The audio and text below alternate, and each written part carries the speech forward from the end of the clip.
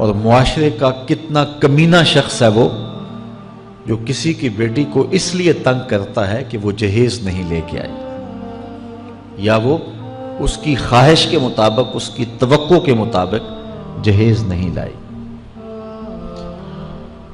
شریعت اسلامیہ نے تو نکاح کو آسان قرار دیا، اور یہ جو ہم اتنی لمبی چوڑی باراتیں لے کر کے چلے جاتے ہیں بیٹی والوں کے گھر میں، تو اسلام میں تو اس کا ایسا کوئی تصور نہیں ہے۔ 500 600 لوگ بیٹی والوں کے ہاں چلے جاتے ہیں، اور جس طرح کسی محاذ پہ جا رہے ہیں۔ نکاح فی المساجد کا رواج اگر ڈالا جائے تو ہماری زندگیاں سوکھی ہو جاتی ہیں۔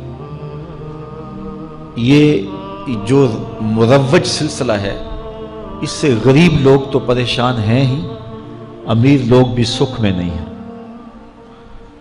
آج 1 کروڑ روپیہ شادی پہ خرچ آ رہا ہے، اور جس کی 4 بیٹیاں ہیں وہ ساری زندگی اسی کام میں ہی لگا رہتا ہے۔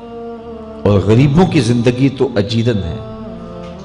غریب کی بیٹیاں سگڑ ہیں، سمجھدار ہیں، سنجیدہ و متین ہیں، پڑھی لکھی ہیں، خوبصورت ہیں، لیکن ان کے رشتے قبول اس لیے نہیں کیے جا رہے کہ ان کے پاس دینے کے لیے کچھ نہیں ہے۔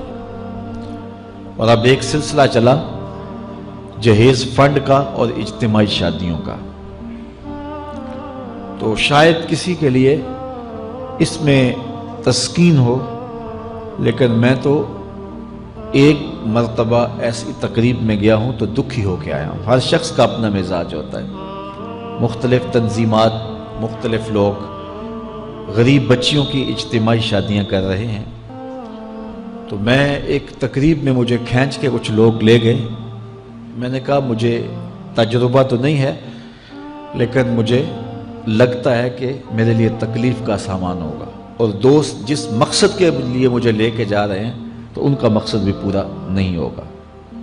ایسا ہی ہوا۔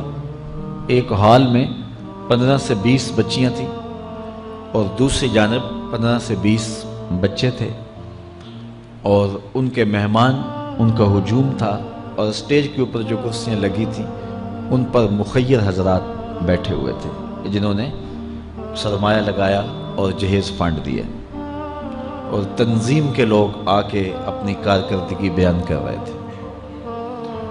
تو آخر میں انہوں نے مجھے کہا کہ ہم آپ سے کچھ سننا چاہتے ہیں۔ تو میں نے بیٹھے بیٹھے کہا کہ میں دعا کر دیتا ہوں، لیکن ان کا اصرار بڑھا۔ تو میں نے مائک پہ آ کے کہا کہ انسان کی زندگی میں 3 موقع ہوتے ہیں جس دن وہ مہمان خصوصی ہوتا ہے، اور سب